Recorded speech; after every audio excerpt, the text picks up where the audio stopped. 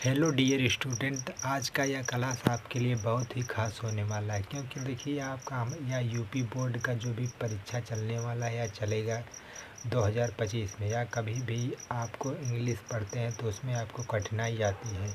तो आज के इस क्लास को देखने के बाद आपको कोई भी कठिनाई नहीं आएगी। आपको इस क्लास में देखिए हमारा फ्री क्लासेस चल रहा है जो कि यूट्यूब पे एकदम फ्री चल रहा है।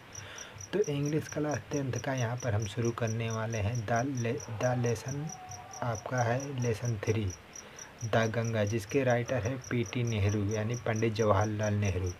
तो यहाँ पर देखिए हम हिंदी और इंग्लिश दोनों लैंग्वेज में टाइप किए हुए हैं। यहाँ पर इंग्लिश का हम हिंदी में सभी सार बताएंगे, यानी कि चैप्टर लेसन 3 से एक एक पैराग्राफ को एक ही क्लास में यहाँ सॉल्व कराएंगे। ज़्यादा पैराग्राफ नहीं लेंगे, जिससे जितना लो यहाँ पर कि उतना आपको समझ में आ जाए। ज़्यादा पैराग्राफ लेने का कोई मतलब नहीं है, आपको याद भी नहीं होगा तो इसमें फ़ायदा क्या है। तो एक एक पैराग्राफ को लेकर हम यहाँ छोटे छोटे पार्ट को आपको यहाँ से अच्छे से लर्न कराएंगे और एक एक पॉइंट का यहाँ पर हिंदी में हम आपको अनुवाद करके बताएंगे।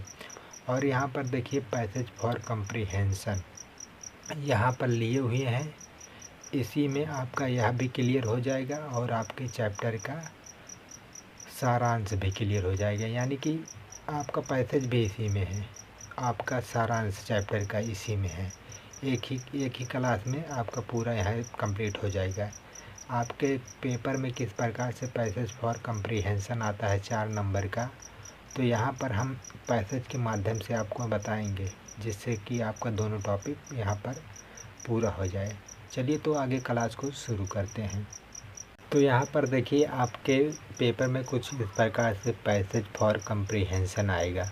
तो यहाँ पर देखिए यह पहला पैराग्राफ हम लिए हुए हैं, यानी कि आपके लेसन 3 द गंगा का यहाँ पर पहला ही पैराग्राफ लिए हुए हैं। तो इसी के माध्यम से देखिए यहाँ पर पैसेज फॉर कंप्रीहेंशन भी आपका क्लियर हो जाएगा और आपका पैराग्राफ यहाँ पर एक एक पॉइंट का हम एक एक अर्थ बताते हुए चलेंगे। चलिए तो आगे शुरू करते हैं।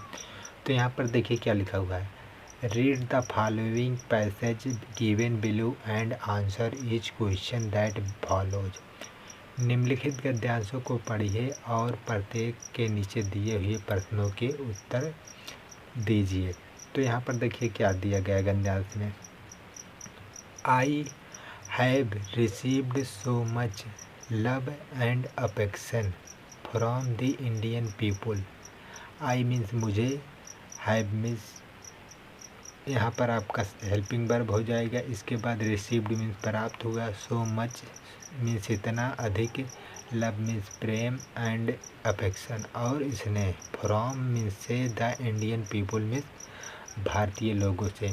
तो इस चैप्टर में पंडित जवाहरलाल नेहरू कहते हैं कि मुझे भारतीय लोगों से इतना अधिक प्रेम और स्नेह प्राप्त हुआ, दैट कि नथिंग कुछ भी नहीं, that I do, I means मैं, डू मीन्स करूँ, कैन मीन्स सकता हूँ, रिपे मीन्स अदा, इवन मीन्स सदैव, ए मीन्स एक स्मॉल, फ्रैक्शन मीन्स एक अंश, ऑफ इट इसका, जो भी मैं कुछ करूँ इसका एक अंश भी अदा नहीं कर सकता। एंड इंडीड और वास्तव में, there can be no repayment of so precious a things a affection. तो यहाँ पर पंडित जवाहरलाल नेहरू जी क्या कहते हैं, तो इस लाइन में क्या कहते हैं, there can be no repayment of so precious a thing as a affection. जिस प्रकार की प्रेम रूपी बहुमूल्य वस्तु को कोई भी अदा नहीं कर सकता।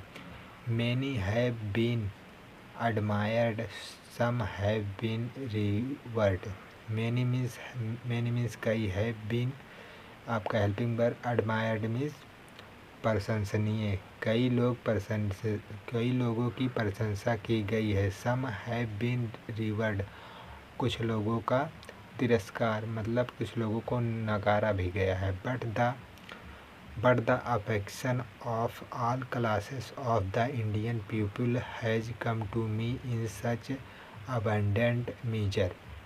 बट मीन्स लेकिन, द अफेक्शन मीन्स स्नेह प्रेम, ऑफ ऑल क्लासेस सभी श्रेणियों से, सभी जातियों से, ऑफ द इंडियन पीपुल भारतीय लोगों के, हैव कम टू मी, मेरे लिए आती है, यानी कि पंडित जवाहरलाल नेहरू जी कहते हैं कि मेरे लिए आती इन सच अबंडन, इस मूलभूत मेजर में, मात्रा में। तो इस लाइन में हमारे पंडित जवाहरलाल नेहरू जी क्या कहते हैं, लेकिन भारतीय लोगों की सभी जातियों से मेरे लिए प्रेम और स्नेह भरपूर मात्रा में आती है। That I have been overwhelmed my it, और मैं इससे बहुत अधिक खुश होता हूँ। ओवरवेलमेड मीन्स बहुत खुश, और मैं इससे बहुत खुश होता हूँ। I can only express the hope, मैं केवल आशा ही कर सकता हूँ। दैट की in the remaining years I may live, remaining means बचे हुए, ईयर्स मीन्स वर्षों में, आई मीन्स मैं लिव मीन्स जीवित हूँ, यानी कि मेरे जीवन के बचे हुए वर्षों में मैं I can express only hope, मैं केवल आशा कर सकता हूँ। I shall not be unworthy of my people and their affection, यहाँ पर अनवर्दी का हो जाएगा अयोग्य, ऑफ माई पीपुल मीन्स मेरे लोगों के, एंड देयर अफेक्शन और उनके प्रेम के। मैं नहीं हूँगा, आई शैल नॉट बी, मैं नहीं हूँगा, अनवर्दी मीन्स अयोग्य, ऑफ माई पीपल मीन्स अपने लोगों के, एंड देयर अफेक्शन और उनके प्रेम के। इसके बाद इस लाइन में देखिए क्या कहते हैं, to my innumerable comrades and colleagues, to my means मेरे, इनन्यूमरेबल मीन्स असंख्य, कॉमरेड्स मीन्स साथी, एंड कॉलीग्स मीन्स मतलब सहकर्मी, और मेरे असंख्य साथी और सहकर्मी। I owe an even deeper depth of my gratitude, मैं उनकी गहरी कृतज्ञता का बहुत ऋणी हूँ। We have been joint partner in great under things, हम हैव बीन जॉइंट पार्टनर, हम पार्टनर हैं यानी सहभागी हैं, ग्रेट अंडर थिंग्स मीन्स बड़े कार्यों में, and have shared the triumphs, triumphs means विजय होता है इसमें, ट्रायम्फ्स का अर्थ है खुशी, and sorrows which inevitably accompany them, inevitably means यहाँ पर तो क्या हो जाएगा आपका, देखिए, and I have shared their triumphs, और हम साझा करते हैं अपनी खुशी और गम को, व्हिच इनवेटेबली अकम्पनी देम, अपने कंपनी के समूहों में, इनवेटेबली मीन्स समूहों में। व्हेन आई डाई, यहाँ पर पंडित जवाहरलाल नेहरू जी क्या कहते हैं इस लाइन में देखिए, व्हेन आई डाई, जब मैं मरूं, I should like my body to be created, मैं चाहता हूँ कि मेरा शरीर का दाह संस्कार किया जाए। If I die in a foreign country, यदि मेरी मृत्यु विदेश में हो, my body should be cremated means जलाया जाए, देयर वहाँ, यदि मेरी मृत्यु विदेश में है तो मेरी बॉडी को वहीं जला दिया जाए, यानी कि मेरे शरीर का दाह संस्कार वहीं पर कर दिया जाए। एंड माई एसिज मीन्स राख होता है या अस्थियाँ, सेंड टू इलाहाबाद, और मेरी अस्थियों को इलाहाबाद भेज दिया जाए। आई स्मॉल मीन्स एक छोटा, हैंडफुल मीन्स मुट्ठी भर, ऑफ दीज एसिज मीन्स अस्थियों को या राखों का, should be throw in the Ganga, should means बहा दिया जाए, थ्रो मीन्स बहा दिया जाए, द गंगा मीन्स गंगा में, एक मुट्ठी भर राखों को गंगा में बहा दिया जाए। And the major portion of them disposed of in the manner indicated below, and the major portion मतलब मुख्य हिस्सा, ऑफ देम उनमें से, मतलब उन राखों में से, उन अस्थियों में से एक मुख्य हिस्सा, डिस्पोज्ड मीन्स डिस्पोज्ड मतलब यहाँ पर फैला दिया जाए या बिखेर दिया जाए, of in the manner in तरीक़ों से, एज आ इंडिकेटेड बिलो जिस प्रकार से नीचे बताया गया है। तो इस प्रकार से अब यहाँ पर यह पैराग्राफ समाप्त होता है। इसके बाद जो पैराग्राफ आएगा अगली क्लास में हम लेकर वहाँ पर आपको बताएंगे। इस प्रकार से यहाँ पर देखिए आसानी से आप यहाँ लर्न कर सकते हैं। यदि एक बार में आपको यहाँ मीनिंग ना समझ में आए तो दोबारा एक बार क्लास को देख लें और आप अच्छे से यहाँ पर समझ जाएंगे। तो चलिए हमारा यह पैराग्राफ समाप्त होता है। अब इसी प्रकार से आपको यहाँ पर एग्ज़ाम में पेपर में आता है 4 नंबर का, यहाँ पर पैसेज आपको इस प्रकार से दे देगा, इसी प्रकार से अब नीचे आपको क्वेश्चन दे देगा और कहेगा इसमें मतलब इस पैसेज में से इस क्वेश्चन का आंसर लिखो। तो यहाँ पर जो क्वेश्चन रहेगा उसका आंसर इसी पैसेज में रहेगा, इसी में से ढूंढ कर आपको लिखना रहेगा। तो यहाँ पर लिखेंगे कैसे, चलिए तो आगे वीडियो यानी क्लास में शुरू करते हैं। तो यहाँ पर देखिए प्रश्न कैसा रहेगा आपका, यहाँ पर प्रश्न देखिए कैसा है। Question write the name of the lesson from which the above noted piece have been taken and also gives the name of the writer. उस पाठ का नाम लिखिए जिससे उपर्युक्त गद्यांश लिया गया है और लेखक का नाम। तो यह पाठ किससे लिया गया है, पाठ लिया गया द गंगा से एंड इसके लेखक कौन है, पंडित जवाहरलाल नेहरू। तो यहाँ पर आप क्या लिख देंगे, the name of the lesson from which the above noted piece have been taken is taken the Ganga and also gives the name of writer, the writer is the PT Nehru. इस प्रकार से यहाँ पर लिख देंगे।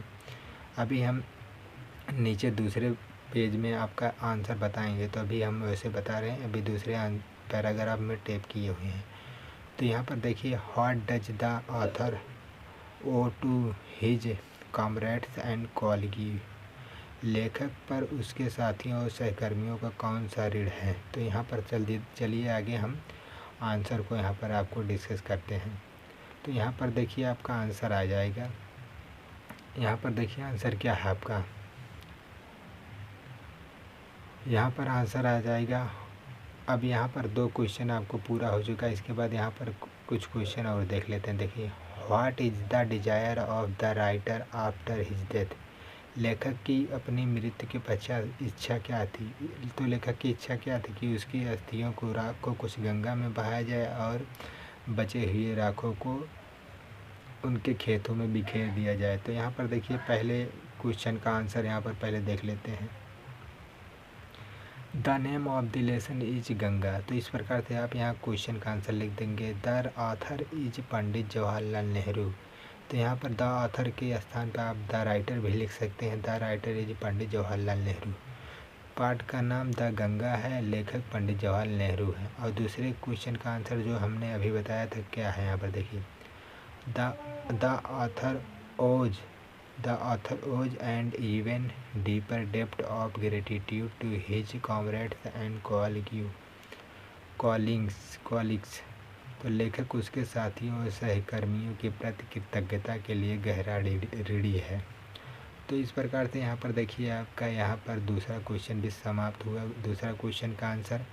अब यहाँ पर तीसरा क्वेश्चन का आंसर हम देख लेते हैं। यहाँ पर देखिए क्या है, तो तीसरा क्वेश्चन का आंसर देखिए the desire of the writer after his death is where his dies his body should be cremated there. तो मरने के बाद लेखक की इच्छा है कि जहाँ उसकी मृत्यु हो जाए उसकी अंत्येष्टि वहीं कर दी जाए, यानी कि उसका अंतिम संस्कार वहीं पर कर दी जाए। यह पंडित जवाहरलाल नेहरू ने अपने लाइनों में बताया था, जो हमने आपको पहले से ऊपर जिक्र करा दिया था कि यदि मेरी मृत्यु हो जाए तो मेरी अस्थियों का दाह संस्कार वहीं पर कर दिया जाए। तो पंडित जवाहरलाल नेहरू यह कहते हैं, और यह भी कहते हैं कि यदि मेरी मृत्यु विदेश में हो तो मेरा दाह संस्कार वहीं पर कर दिया जाए, अपने देश में ना लाया जाए, लेकिन उनके अस्थियों को लाकर गंगा में छिड़क दिया जाए, यानी फेंक दिया जाए। तो इस प्रकार से आपका तीसरा क्वेश्चन का आंसर हो गया। अब हमारा चौथा क्वेश्चन देखिए क्या है, where should his ashes be send, उसकी राख कहाँ भेजी जानी चाहिए। तो यहाँ पर हम यहाँ देख लेते हैं आंसर क्या है हमारा, his ashes should be send to Allahabad, उनकी राख को इलाहाबाद भेजनी चाहिए। तो यह पंडित जवाहरलाल नेहरू ने पहले ही कहा था कि जब मेरी मृत्यु हो जाए तो मेरी राखों को इलाहाबाद द गंगा नदी में विसर्जन कर दिया जाए। इसके बाद देखिए हमारा 5वां क्वेश्चन क्या हो जाता है और उसका आंसर देख लेते हैं, जो कि हमारा लास्ट क्वेश्चन है। तो point out choose word used in the passage which have the following meanings. तो गद्यांश में उन शब्दों को छाटिए जिनके अर्थ निम्नलिखित हैं। तो काउंटलेस मीन्स असंख्य, put fire burned into fire, दाह संस्कार किया गया। तो इनका अर्थ क्या है, चलिए तो हम आगे देख लेते हैं। तो अर्थ क्या है, काउंटलेस का मतलब होता है इनन्यूमरेबल, मतलब असंख्य। Put to fire, burnt into fire का होता है क्रीमेटेड, मीन्स दाह संस्कार किया जाना। तो इस प्रकार से देखिए हमारा यहाँ पर एंड होता है, यानी कि हमारा क्लास आज का यह एंड होता है और एक पैराग्राफ हमने आपको पैसेज के माध्यम से क्लियर कर दिया है।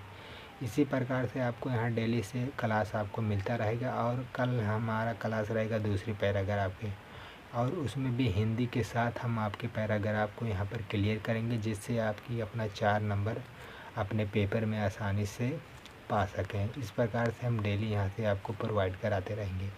चलिए तो आज का क्लास बस यहीं तक, आज यहीं पर समाप्त कर देते हैं। मिलते हैं अगली नेक्स्ट क्लास में।